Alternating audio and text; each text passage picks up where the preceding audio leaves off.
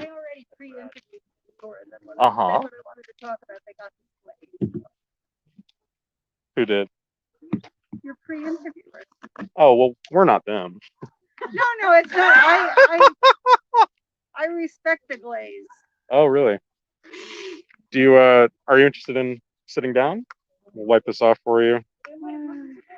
You know, I don't feel comfortable doing it. Okay. Fair enough. Mostly just because of this mask on my face. Why is that I'm wearing one that puts I a know, sequel, it right? just feels weird to me to talk Okay. with this. With these mics, you can't really tell. Yeah. Everyone else is.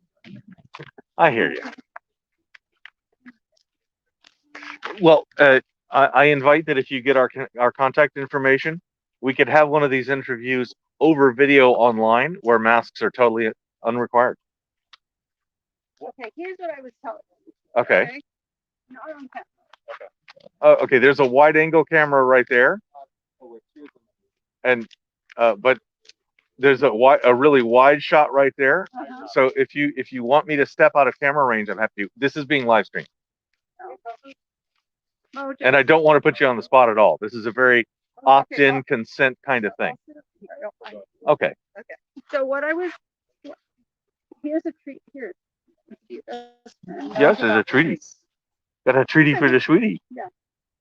Here, even a little bit at a time, he'll be your best friend forever. Doesn't know you have it. Roger, he's got the treats. Oh, He's got them. The See, the guy that lives in my building, he's young, really cute. He gave him treats, so now he goes up to every young guy, every young cute guy, and begs for treats. I'm like, okay. Some old guy with gray hair couldn't give him a treat. Anyway, so here's my key, okay? This male entitlement that started like forever. Okay. Is like a self-fulfilling, procreating prophecy.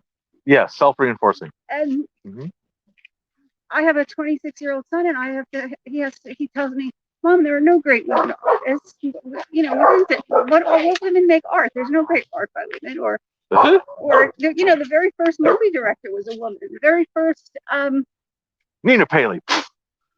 No, I mean, you know, there's just throwing out a counter there's a example. woman's history that gets wiped away. Uh-huh. And then there's a men's history that gets told. And then when the men's history gets told, I work in the movie, right? I used to work in the movie business. I don't really. But so when the men's story gets told in the movies, then it's male producers and writers telling, I call them boy stories, boy movies. Okay. Which then provides work for boy actors. Okay. Who could be the stupidest, like dumb as a rock. But because of all these parts, they get to play and appear to be far more intelligent, and they get far more opportunities, and they have a different life. And it's like this whole thing just keeps on like self-reinforcing. Okay. To me, it's like I just get so frustrated because I look at what's on for me to watch, like, everybody's binge watching that, right? So I look to see what is there for me to watch, and there's nothing about women. It's very hard to find stories where women are the heroes, where women are the protagonists, where women are having adventures, or okay. There's some great ones. Yeah, I watched them all. Have you seen Marvel's Jessica Jones? Yes. Oh, my son was like, look, this movie, she saves the world at the end. She's a robot. Who was that? It's a female robot. I don't know. He's trying to convince me. Look, saves the world. There's a how unique. Or she beats I'm the kidding. man at the end. But she's a robot that's been created that then attacks them. Or I don't know. There are just, Yeah. It's just. So I have a question from the audience. It seems rational if you look at it from the outside, but if you've been on the inside and that Bruce Willis is as dumb as a rock, you know, but he's like making all these millions of dollars because he gets to play in these movies. You're not recording me. We are live streaming. Yeah, no, it's almost as if you were sitting right there. Yeah, you're just farther away from the microphone, and the audience has actually asked a question. What did they ask? They asked, "What is your proposed solution? What would you like to see changed?" Oh, what would I like to see changed? Yeah, how do you fix it? We're gonna make you czar of the movie industry, so you could. Bullshit walks. Okay, that's yeah, money talks, bullshit walks. Okay, that's what I would say. Like, no movie without a female protagonist ever gets my first run dollars ever. Huh. And if I get a free screening ticket for like something like Harriet with about Harriet Tubman, okay, you know, and I was like, great, I get to go to a free Directors Guild screening or whatever. I still go to the theater afterwards and pay my whatever bucks just to support that movie with a female lead. So this sounds like how you fix it from your power perspective. Yeah. Okay, if I make you the czar of movies. What's that? If I make you the czar of movies, how do you fix it from within? I hear the vote with your dollar, and I think that's a great answer. How do we fix the government? We have to vote. How do we fix the movie business? You can't legislate. You can't dictate. This is the only movies you can make. You just don't go. Okay. You just don't pay for those movies. Okay, so your solution is that at a grassroots level, people should vote with their dollar and not support those things that have been overrepresented and support those things that have been underrepresented. That would make it work it out. When you go to a movie as it opens and you give them your first run dollar, okay? That is first opening weekend. That shows them that this woman or this man can open a movie, can carry a movie. If no one goes, it doesn't matter. It doesn't matter that, you know, the men want it to succeed. If it doesn't succeed financially, it doesn't succeed. How did Harriet do? Like 17,000. I mean 17 million. I was about to say 17 million, something like that. Yeah. It didn't cost that much to me. 17,000 to make a movie? 17 million. Oh, I mean, okay. That's what I was gonna say 17,000 doesn't get one Dali camera. Go ahead. And the other thing, you know, I'm guessing. I'm throwing shit out the window. Go ahead. I mean, I saw on Twitter the other day where some guy tweeted something hag. She'll never earn a husband. Earn a husband. I actually read those words. Earn. like she has to do something special. Right. Most of the women I know are very strong. But make more money than their husbands. Okay. How you doing? How are you guys? Good. Water? Where's the production? She's recovering. The production? Yeah. We're doing interviews, Street Epistemology, where you sit down and tell us a claim you think it's true about the world. You get to pick the topic. Very cool. And we ask you why you think so. And, oh, hush. She's fine. And we're very. He's fine. He's fine. Sorry, I'm in such pain. I hear you. He's fine. The most he'll do is kiss your guys sometime. I'm sorry. I have to go to Yes. and it's called Street Epistemology. Awesome. Yes. You're doing good work. It's cool to get the freedom of speech out there. Yeah. And we'll be back Friday. Wonderful. I'd love to check it out. Okay. Yeah. No, I just got yourself, and I don't want to be anything. You know, that's fine. I get you. Have a wonderful night, you guys. You too. Oh, thank you. Yeah. I smashed another one. Thanks, guys. Hey, your dog really wants a sun chip. Should I give him? What is that? Or like chips? He'll live without it. He'll live without him? Yeah. Okay. There's a lot of salt. He really wants a lot of things. He does. You think I starved him the way he goes for those treats? Yeah. He knows what he likes. I've always done what I just described to you as far as with my own pocketbook. Uh-huh. And I've always ranted about this to anybody who would listen, but it became particularly painful to me when I had a son. And I had to watch him grow up with his, watching Alex Jones and, my. typical. I mean, he voted for Trump, for God's sake. Oh, my. Of all the nerve. Typical tall, white, blue-eyed, white, typical. Yeah.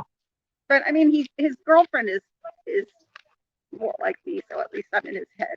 Okay, good. He didn't escape me. He tried, but he didn't. Right. Mommy's in his head. But it's especially painful. Yeah. Because I see him and I'm a feminist. How do I communicate this? I thought we would be, watching like Julie Andrews movies together. I never imagined I would have this son who would think so differently than me, but he is the it and I am the other. Oh no. What? All the way to the other. That's terrible. Well, it's the idea of the male gaze. He loves big dogs. Wow. So another person asks, is the film industry sexist? Is the Queen English? Okay. So I'll take that as a yes. Sort of like Pope is Catholic and bears shit in woods. Right. Okay. Right. Well, Wonder Woman did pretty good, pretty critically acclaimed. Yeah. I'm just trying to spitball something.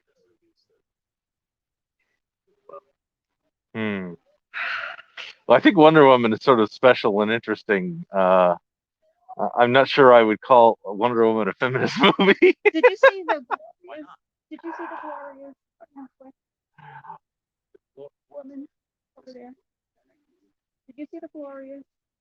You should see Is it. that the 1800s Russian? No, it's about Gloria Steinem. Oh. It's on Netflix. It's like a film / doc with some documentary footage. That's his friend. Oh, good. I'm glad they know each other. Ojo knows everybody. But I forget his name. I always forget his name. But he's our neighbor. Okay, good.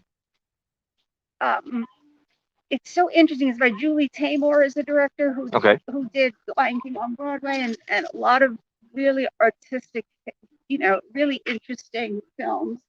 And it's Gloria Steinem at different ages and the adventures that she had. She was an adventurous person, going to India and studying. That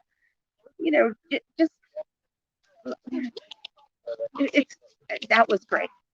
That was great. Female heroines, female thinkers, independent thinkers. Yeah. Like Angela Davis. Why aren't I seeing Angela Davis every fucking place? No, that's fine. We allow words like that on here. I mean, we allow 1990s swear words. We just don't allow 2020 swear words. I have to be satisfied with. I love men. Trust me, I have a man as a child. Okay, but I have to be satisfied with male mediocrity when I could have female superiority. Like, and it's not just. I preface this by saying I love my son, okay, but men get away with it. I always used to say when I was younger that feminism was the right to be as mediocre as a man. Okay. That's what it was. Because just by standing there, you're the, and I'm the other. I always have to prove myself. Right. And then as I go to prove myself, there's a whole network set up to squash me down. Okay. Yeah. Somebody in the chat room asks, would it make you happier if your son held all of your exact views? No. I'm. So there's a middle ground that would be the happiest. No. I actually feel very blessed because him being opposite from me has taught me. People are going through this situation and they are like cutting off relatives, cutting off. Oh, I'm not talking to my father anymore. I'm not talking to this person anymore. But I mean, my son could like burn down the whole freaking building. I'm still going to talk to him. I'm still going to be supportive of him. I'm still going to love him unconditionally. So the fact that he's so different than me has taught me to be more tolerant, not just of him, but of everybody, because I love him. I mean, my love for him goes beyond the country, the election, anything. Yeah. So that has taught me to accept, you know. Is that his ball? No, I think that's his friend's ball that went that way. But I think they're neighbors, so it'll probably get back to him. I'm not touching that ball. Oh, she's not touching. We can put it in a bag for you. They'll have to get another ball. Okay, they'll get another ball. They probably have more. What? One of the goals that I hope with street epistemology. What's that? One of the goals that I hope to do with street epistemology. Uh-huh. If I'm really successful, I will measure some reduction of polarization. Between who and who? Between people who are polarized enough to shut off members of the human race, not take them seriously, not listen. Mm-hmm. I want people to listen to everybody. Come here. I'm not listening. Yeah. I want people to be able to listen to each other and take each other seriously when they disagree. But you see, that's the thing with a mother. You know, that's the thing about women that approach things differently. Uh-huh. Like, and I do litigation, so I understand that part of fighting and taking opposite sides and winning. Sure. But as a woman, I find that very difficult, and I find it, I mean, not difficult to be fighting in court, but just difficult to live that kind of life where you're always fighting, usually over money. You know, Sure. Women are better when they're building something, Uh-huh. you know, creating. We have the life force in us, you know, we create, we organize, we build, you know, it's not our way to knock stuff down. I mean, we literally have the ability to create new life. So Sure. how, you know, we're not killers, we're creators. Okay. So it's very hard for me to I mean, I know plenty of women, if you were a Trump supporter, like they get into an argument with you, but I can't at this point. I can't, you know, because to me, You're welcome to ask. When I'm doing this, I'm trying to stay neutral, but I'm happy to ask any direct questions about my position. yeah, I don't. I mean, are you? What's that? Are you a Trump supporter? Hell no. No, I am almost classically the never Trumper since I learned about him a couple of years before the election. And I have never received information that allowed me to shake my confidence that I am against Trump. You know, it's hard when you're old because you already know so many things. Like you know history. I lived through history. Yeah. I lived through Mojo. Come here. I lived through Clarence Thomas replacing Thurgood Marshall. Yeah. Some guy said to me at my UPS store the other day. He said, "Isn't it interesting that the woman judge that is going to replace Ruth Bader Ginsburg is going to undo everything that she did, stands for the exact opposite of everything she stood for, isn't?" And I said, "Well, same thing as Clarence Thomas and Thurgood Marshall." Yep. And he went, "Huh?" Yeah. And that day, I went around like a crazy old lady and asked like 20 people, "Do you know what Thurgood Marshall is? Do you know what Thurgood Marshall is?" Yes. Finally, I found one black guy right over there, young, like 20 something. He said, "Yeah, I know." He was with his two friends. They didn't know. I felt like my head was going to explode. Yeah. How could you not know who Thurgood Marshall is? Do you know who he is? Yeah. Thank I have you. to. Who? Do you know who he is, Thurgood Marshall? I know who he is. I haven't researched him. He's the first black guy. Hi, Minnie. Hi, Minnie. That's Minnie. Wow. Okay, that is a tiny dog. She's 4 pounds. She's chunky. She's a chunky Minnie. Cracking it on this one. Good to see you. Wow.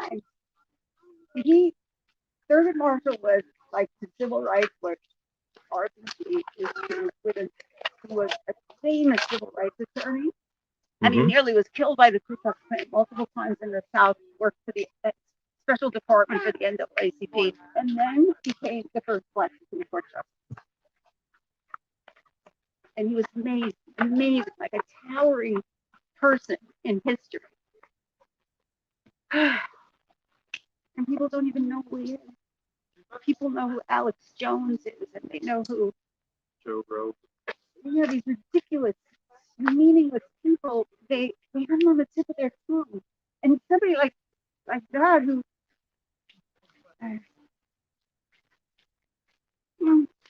Yeah, they're more sensational. That's what they're, I guess, what they're meant to do is just grab people's attention. Sandra Day O'Connor said one time to a reporter, "We are going to pay a huge price for not teaching civics in our country." And it's not just history; it's different.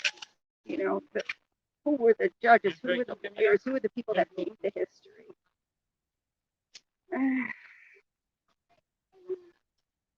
Got a lot to talk about. Yeah. My father said, "Too smart for my own good." Okay.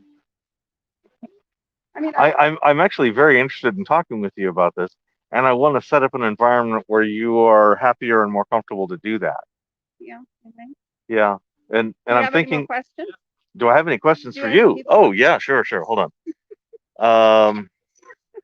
Hey guys, I'm gonna head out. Like, Okay, all these thank people you. to be engaged. Thank you, Quinn. You See you are. Friday. You should have a seat over there so people can see you. And Oh, she didn't opt in. No pressure, no force, none at all. no, it's my jacket. That's Um, what it is. I was seeing a pocket of It's that actually stuff. Anthony Magnabosco's jacket. Oh, wow. Okay. I don't Yeah, know if I can really have it. But we'll see. we'll see what happens. Another one was, is the movie industry improving in terms of female empowerment or representation? See you guys. Thank you. I'll see you Friday. And yes, I'm sorry, the audio is spotty.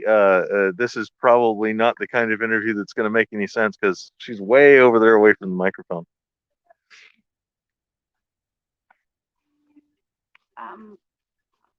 I mean, I have as much interaction with the movie industry right now as the person who's asking the question. Mm-hmm. Because I don't Oh, know okay. marketing anymore. So what do you think? Do you think there are great stories about women? There are a few. There are a few. Yeah, I think there are a few. There are a few. Go ahead. You're down. You're good. But there's Are you striking? I was actually aiming at Oh, she hasn't consented, so I'm gonna not. okay. But let's do it another time because it's starting to get Yeah, close. totally. Okay. So are we Yeah. starting? Yeah, you should. Yeah, go ahead and strike. I'm gonna keep talking as long as she wants to talk, and you can take down that side, and I'll knock out the guest round, and at the end of this conversation, we'll end the live stream. Oh, just go back. I see. Nope, wrong way. He likes the big dogs. Yeah, sure. I mean, because there's Netflix and there's Amazon. You know, there's different venues, but mostly you see that when they have a good series that's interesting, that's all female. Uh-huh. It gets canceled pretty quickly. Yeah. And then there are situations like Sybil Shepherd talked about her sitcom, which was a great sitcom, got canceled because she wouldn't have sex with Les Moonves. You know, there's always that pressure. You know, how do we? I mean, outside the show. Yeah. Oh, Yeah. good grief! Wow. But there's always those underlying stories. You know, of Yeah. why do women's projects get canceled? Why don't they get put forward? I wrote a script about a female serial killer, Okay. which, you know, she's a very famous serial killer that killed. So an actual one. Yeah, she's a Okay, real not a character. fiction. Her name is Belle Bennett. She killed like over 50 men. It was turn of the 19th to 20th century. Uh-huh. She was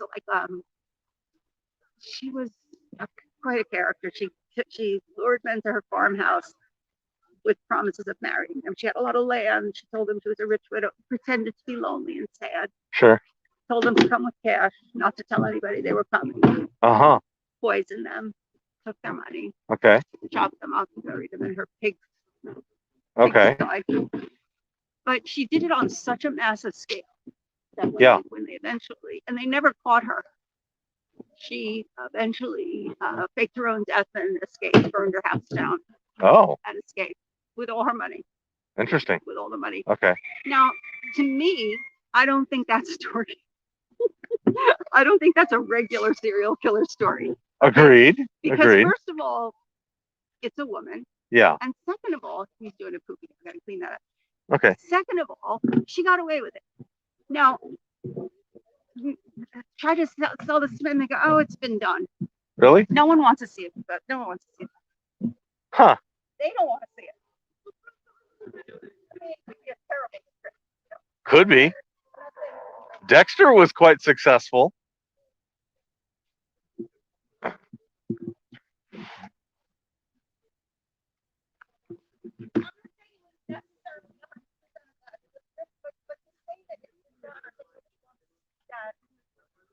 I want to see it. Huh. I really want to see it. Renaissance Ray says I would watch that show. One of the people in the room. I really, really want to see that movie. Okay. But who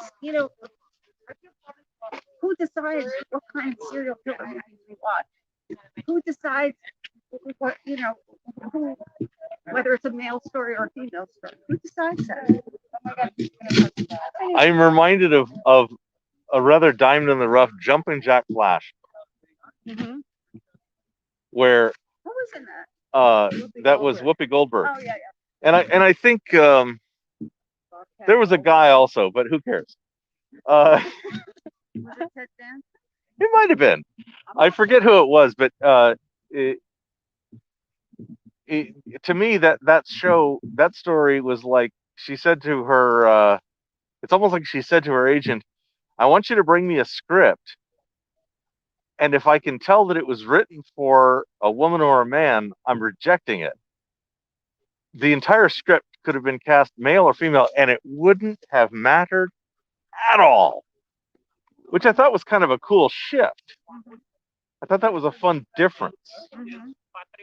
And for that, I really enjoyed it. And if the movie had been done by a man in that role, I don't think it would have been as compelling. I don't think it would have been as entertaining. And I could talk about, to me, I understand the imagination, creating characters, everything, but there's plenty of female interesting characters. Yes.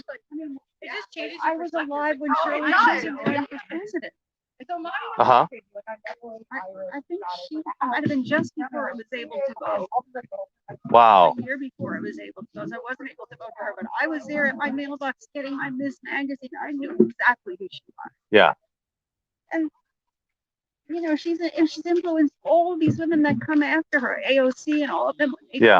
When they go to the Capitol, they want to pose under Shirley Chisholm's picture. She's wearing a leopard skin outfit. Nice. This is from the 70s. The first Black woman to run for president. These are important people. Yeah. These are interesting stories. Anyway. Yeah. So I want to give you some cards. I don't actually have any of my cards printed. So I'm going to give you the cards of the guy who's training you. One of my teachers. Mm-hmm. Yeah. And he will be happy to hand off any information to me. It's Susan. I'll let you go. Yeah. And I'm Juggling Lessons. I'm Dali, D-A-L-I. And the channel is Juggling Lessons. Mm-hmm. And Reed's channel is Cordial Curiosity. Okay. And I would love to set up communication on phone. Most of my stuff is not out here in public. Mm-hmm. I end up teaching this kind of thing like 3 sessions a week, and I end up doing about 10 of these a week online. It's interesting that people are watching and questioning. That's kind of interesting. Yeah, and a lot of the people that are watching are interested in how to implement these kinds of conversations. How to converse with someone without arguing, without insulting their position. Yeah. Did I do that? No, not at all. You did not insult the position at all. Oh. No, and that's a rule for my side, not yours. Oh.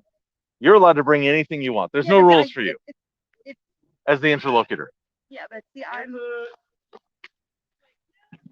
Yeah. And the interesting part about this is the list of don'ts is 10 times as long as the list of do's. And it's all about avoiding all the things that sidetrack us into the kind of polarized, I'm walking away angry behavior. Right. And it just happens that we politically align. That is not a requirement, and you should not expect street epistemologists in general to be of a particular political alignment, for example. Oh, to me, it's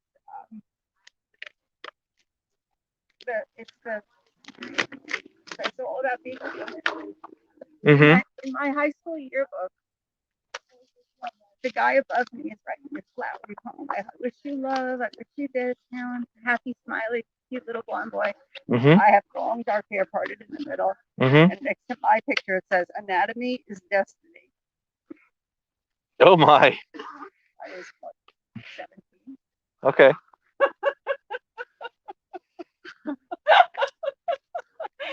Anatomy is destiny. My first wow. boyfriend is, we're having sex.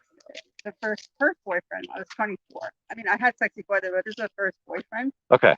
And we're in bed and he's being not that attentive to me. And I said to him, listen, if I don't have an orgasm and you fall asleep, I'm going to suffocate you with a pillow. Expectations. Home. Shit. And on that note, let me. I was 24 years old. I hear you. I hear you. No blame at all. I'm just. This is the way my brain works. You know, I just don't fit in to the male gaze. I don't fit into the gaze.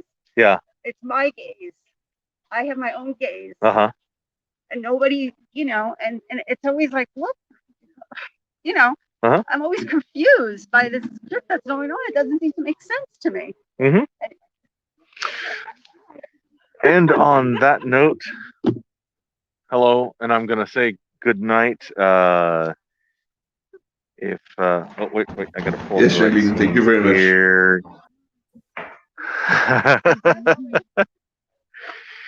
Yeah. Okay. That was cool. So, thank you all for coming. I'm sorry. Go ahead. I said that was cool. Thank you very much.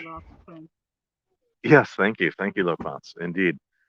All right. So YouTube, these are, if it's showing what I'm expecting it to show, these are 5 of my favorite street epistemology related YouTube channels. They are on a list of probably 15 or more street epistemology YouTube channels that I have on the promoted videos list on my channel. If you are very interested in this method of street epistemology, I recommend you go to streetepistemology.com, brought to you by Street Epistemology International. They are also the same people that bring you the SE podcast. For those of you who like your SE in audio form shoved into your ear over the internet. I do. Kimberly does. She likes that.